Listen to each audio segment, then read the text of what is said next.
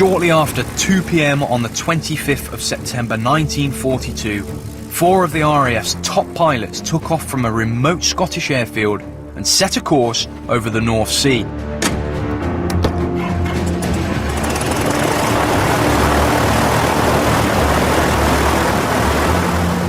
The aircraft they were flying was Britain's top-secret new weapon, the twin-engined Mosquito bomber.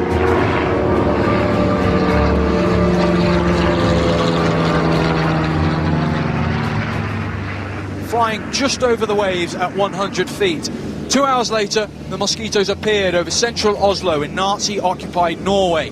The raiders then dived down onto the Gestapo headquarters and released their bombs directly onto the building. The raid was a huge propaganda success. It showed that the RAF could hit a single building with pinpoint accuracy in broad daylight, nearly 1,000 miles from home, something no other aircraft could do. Here's something new, the Mosquito, a pest with plenty of sting and plenty of speed. But is she a pest to the Boche? The Mosquito turned out to be far more than just a pest. It played a crucial role in turning the tide of the war, and in my opinion was to become one of the most successful combat aircraft of all time. But today, the Mosquito has been all but forgotten. I want to change all that. For nearly 20 years, there hasn't been a single one flying anywhere in the world. But now, a Mosquito has been brought back to life, and it's about to fly again. So I'm going to track her down. Here we go, here we go, here we go. I'll meet some of the last surviving pilots who flew her during the war. She would go racing into the air and roll, wing overs and swoop and just everything. Oh, terrific sense of power. A beautiful feeling, you know, and there was something away. And I'm going to take to the skies myself to show why I think this amazing British aircraft deserves to be rescued from obscurity. You think about the dreams that you have, the unachievable dreams, and things that you just are on the bucket list that you know you'll never do. This was one of them. I can't believe it.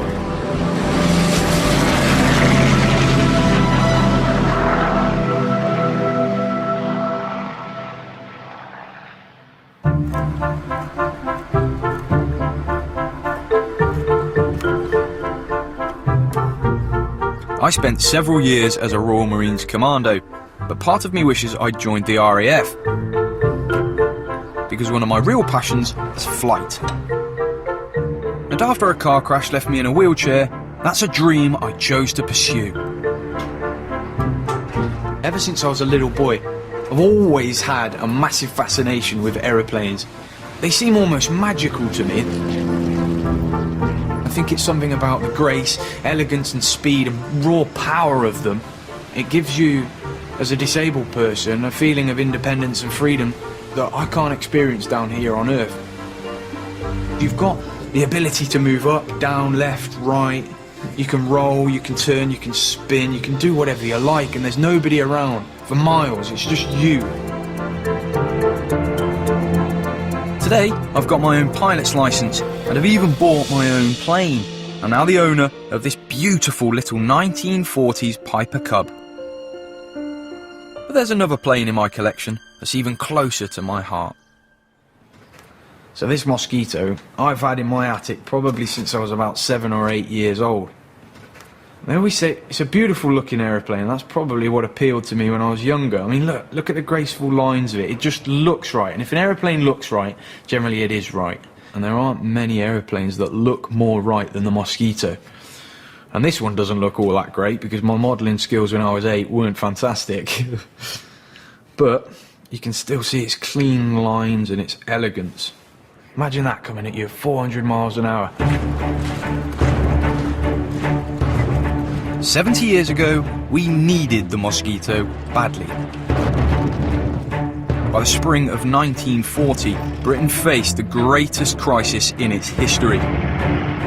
With Hitler's armies all-powerful in Europe, Britain's only way of defeating Germany was through a massive bomber offensive. There was one problem. The RAF's bombers were slow, hopelessly inaccurate and easily shot down. But one man came up with a design for an aircraft that would break every rule in the book. It was for a bomber made of plywood. The designer's name was Geoffrey de Havilland. To find out what remains of his aircraft today, I'm heading to Hatfield near London. Here we are, the entrance of the Mosquito aircraft. It was here that de Havilland dreamed up the idea for a wooden warplane. Sadly, the de Havilland factory is long gone. All that's left is a small heritage centre. This is a little unusual. For the birthplace of one of Britain's greatest engineering achievements, I was expecting a bit more razzle-dazzle.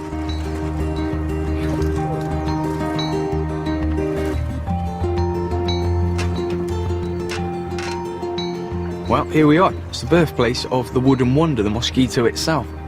The de Havilland Heritage Centre. And it sort of seems a little bit like a boneyard, actually, an aircraft boneyard. They're all gorgeous aircraft, and sat outside here in the elements of the British weather, they're getting dirty and mouldy. Just seems a little bit of a shame. But can't see the Mosquito. Got a feeling it's lurking behind those big blue doors.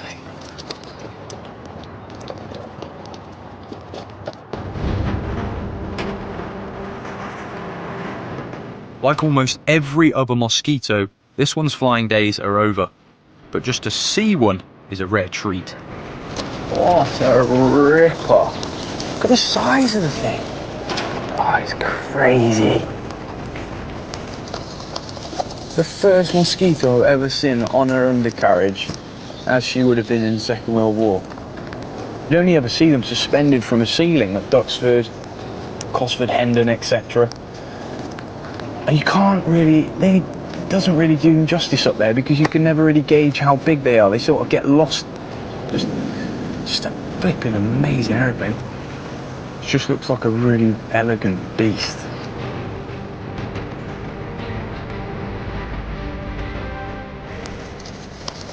So look, the fuselage here, that's the fuselage where the crew would have been, and then look at this. The size of the engine, the Merlin 25, the V12s, 1400 RPM supercharged thing, a monster. So we come under here, the bomb bays, 4,000 pounds of bombs they were capable of carrying. Quite incredible, really. For years I've wanted to get my hands on one of these. It's mental. And then we come over to the underside of the fuselage. It's made of wood and canvas, which is just nuts. That's what makes this aircraft so unique and so revolutionary. At the start of the war, Britain's top brass were committed to producing heavy metal bombers, bristling with machine guns. De Havilland's genius was to realise that by using wood, he could build an aircraft that was lighter and stronger than conventional bombers, and that by stripping away the heavy guns, he could gain a crucial extra advantage: pure speed. It was a truly radical idea, but for some it was too radical. In 1939, the Air Ministry rejected de Havilland's prototype out of hand. But de Havilland refused to give up. In total secrecy, he moved his team into a manor house in the Hertfordshire countryside and began to build. I've come to meet one of the last survivors of his elite team, speed boffin David Newman. I just want to get an idea for what the atmosphere was like, plonked out here in the countryside in complete secrecy. Was there a sense that you were doing something a little special? Oh, yes, very much so in many ways. We developed this concept of the fast unarmed bomber. Everything was aimed at getting it as fast as possible. Working with wood, as you did as a company, did that give you a major advantage compared to the people that were working with aluminium? Yes, a lot of the all metal construction, they would be rivet heads. That would have cost us about 20 miles an hour. Really? Yeah, oh yes. How fast did you predict, or your department predicted, that you could get from the Mosquito? Well, we were reckoning on something like 376 miles an hour, and it wasn't really believed. So you people at Hatfield, you can forget about fancy ideas about mosquitoes. We've got to get on with the important things like Spitfires and Hurricanes. David and his team believed that with its streamlined surfaces and lightweight wooden frame, the Mozzie could outperform any other aircraft. In November 1940, they invited skeptical officials to see for themselves what their prototype could do.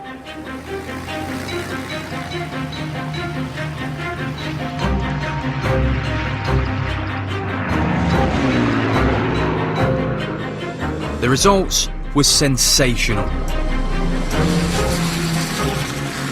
We had measured the top speed of the first aircraft at 388 miles an hour. They came up within a mile an hour of what we were saying and were very, very delighted to see it. There was a very good party in the pub in Amesbury. It got so out of hand that they were never allowed to stay there again. The Havilland's Wooden Wonder was nothing less than the fastest machine on the planet. At more than 400 miles an hour, it was quicker than the RAF's fastest fighter, the Spitfire. Armed with little more than hammers and glue, Britain's woodworkers now went to war. In hundreds of small workshops across the country, carpenters, joiners and cabinet makers turned their skills to the serious business of building a wooden warplane. If it's to be furniture or mosquitoes, Britain, for the time being, prefers mosquitoes. One thing you've got to love about this aircraft is that it was made by people who would normally be making chairs or tables. It's really, really quite weird. By the end of 1941, Mozzies were rolling off the production lines, from drawing board to combat operations in under a year. But how would this plywood warplane stand up to the heat of battle?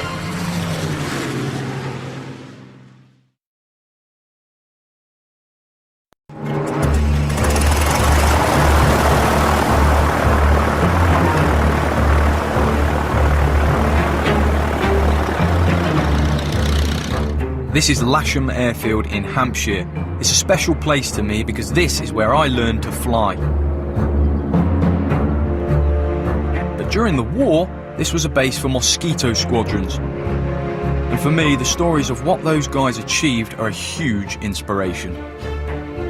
Some of the guys would take off in aircraft that had minimum maintenance and were completely battered, shot up from a raid that they might have only returned from the previous night, or even that night, because we know that they flew 2 or 3 operations in a single night sometimes.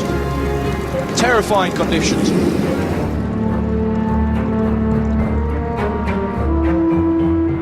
Lasham's got massive sentimental value to me. The more time I spend down here, the more you start to learn about the airfield's operational history during the war. When you read some of the guys' logs, when they come back, it would be most operations, they'd come back bloodied and battered, landing at this exact spot where I learned to fly from, and that really, really hits home to you.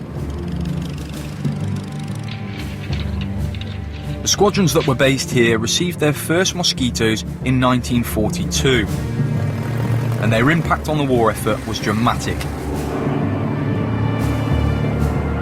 93-year-old ex-Mosquito pilot John Trotman has agreed to drop in for a rendezvous with me, and he's even arranged his own transport. Hello, John. Hi. God, this is awful. Like riding a bike. I suppose once you've got it, you never lose it. That's true. But what's it like up there? 'Cause this is just... By the time he was 21, John had already flown dozens of bombing missions on the Wellington bomber, the workhorse of the RAF. Your first impressions of flying the Mosquito in comparison to the Wellington, what struck you the most? Well, the speed, Really? manoeuvrability, Oh yes, a different aircraft altogether. The Wellington was solid, stayed. This one was exciting. In the cumbersome Wellington, John had been forced to fly under cover of darkness to avoid being shot down by German flak and fighters.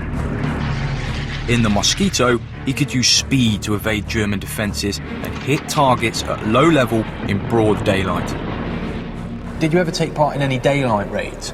They fly down railway cuttings in the middle of Germany, project bombs into tunnel mouths, delayed action. So that when the bombs blew up, they blew in the tunnels. The trains couldn't get through, and so they were forced to offload the trains, all the equipment onto trucks. So, what's that? You must have been at about 50 to 100 feet to do that. Less. Really? To fly down a cutting and throw a bomb into a tunnel. That's insane. I've never heard of that. Did you hit the mark every time? Bomb down the tunnel? Yeah. That's amazing. That's phenomenal kind of accuracy. How did you train for something like that? You don't. You just do it. As you got briefed, you did it. Well, it's flabbergasted me. I didn't know about any of those. That kind of reminds me back to the old films, The Mosquito Squadron. I thought that was fiction. That's quite amazing, actually. With its death-defying low-level raids, the Mosquito had made possible an entirely new form of aerial warfare, the surgical strike. It could not only take out vital strategic targets, but also win propaganda victories by hitting high-profile sites. The first daylight bombings of Berlin have now been carried out.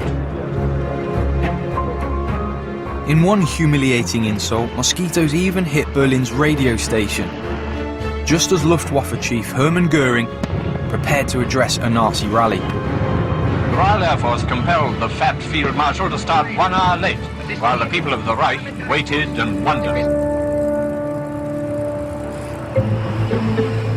The RAF quickly realised that their wonder plane could take on far more than just low-level solo operations.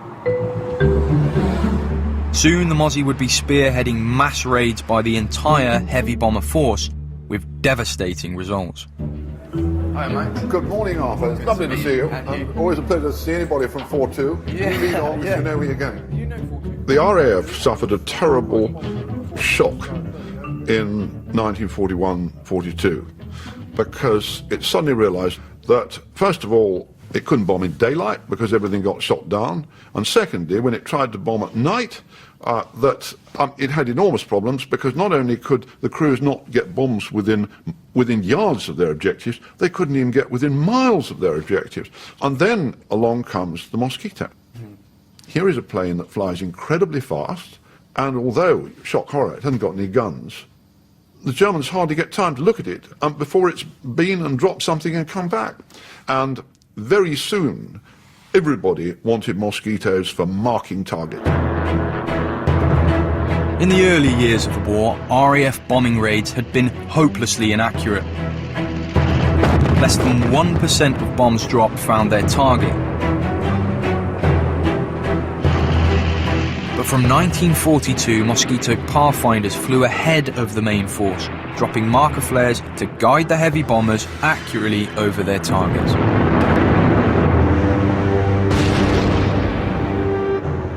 The Mosquito helped to transform the fortunes of the bomber offensive. It was obvious that this was a real game changer, and in many ways, from the outset, it became plain that the Mosquito was a much more remarkable aircraft than the Lancaster. That yes, the Lancaster is the aircraft everybody identifies with Bomber Command, but the Mosquito, although it's received much less attention, in many ways was a much more remarkable aircraft. What was the effect on German morale that the Mosquito had? Really, all you need to say about the effect that the Mosquito had on the Germans is that their fighter pilots were allowed to claim 2 victories if they shot down a Mosquito rather than a heavy bomber. They were completely foxed. It was largely thanks to the Mosquito that the RAF was able to destroy Germany's great industrial centres and deliver a hammer blow to the German war effort. But the Mosquito didn't only help to secure victory in the Allied bomber campaign. The Mozzie was a bomber, with all the speed and performance of a fighter. And when she was armed with a set of cannons and machine guns, that's exactly what she became. In 1942, the fighter version of the Mosquito entered combat service.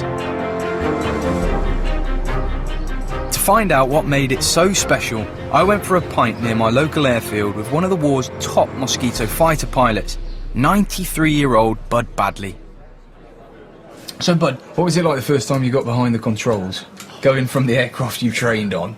It was a dream. I mean, it was, you know, it's my birthday. It was just lovely. Yeah. How did it compare to sort of the conventional fighters that there were of the day? How did it match up against them, like the Spitfire or the Hurricanes? Oh, a terrific sense of power. I virtually sat on the breeches of 4 cannons just underneath my seat. Yeah. And they would thump them. A very erotic feeling, a beautiful feeling, you know, and it was thumping away.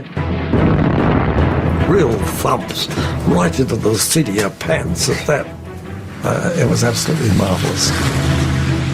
While the Mosquito bombers pounded German industry, Bud and his fighter comrades prowled the skies, hunting down German aircraft. One particular raid I did in daylight, and I strafed a whole squadron, Dornier squadron. Wow. And I got this whole squadron, beautiful target.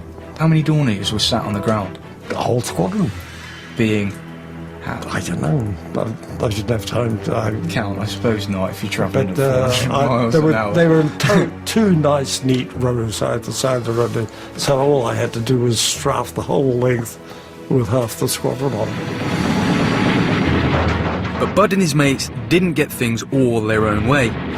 Day and night, they risked death in the face of lethal batteries of anti-aircraft guns. They would hose pipe all this tracer at you. White balls coming towards you, you know, and they come up quite slowly, and then when they nearly got up, they went in a flash, you know. The beauty of the Mosquito, it would take an awful lot of punishment. Yeah. One time I came back on an aeroplane flying a lot of holes, held together by bits of aeroplane. But the Mozzie, you knew if you got into trouble, you could get home. Other aeroplanes wouldn't have stood it. I think the Mosquito really was fantastic. Would you say then that saying that and that the Mosquito could take the punishment, would you say that if it wasn't for the Mosquito, you probably wouldn't be here today? Oh yes, I could say that. Yes, there's no doubt about that. If it had been any other airplane, I wouldn't be here. No, definitely.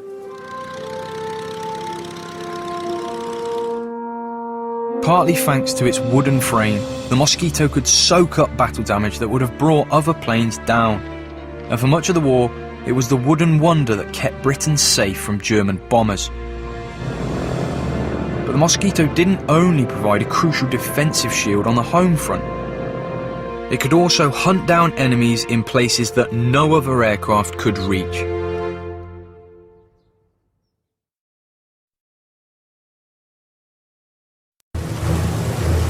By 1944, the Mosquito had played a crucial role in turning the tide of the war. But there was one area where the enemy still posed a deadly threat. Unseen beneath the waves, German U-boats hunted in packs, sinking Allied shipping convoys. The RAF needed a plane with the range and firepower to take on the U-boats. No prizes for guessing which aircraft they turned to. Mosquitoes of Coastal Command have been detailed to make an attack on enemy shipping.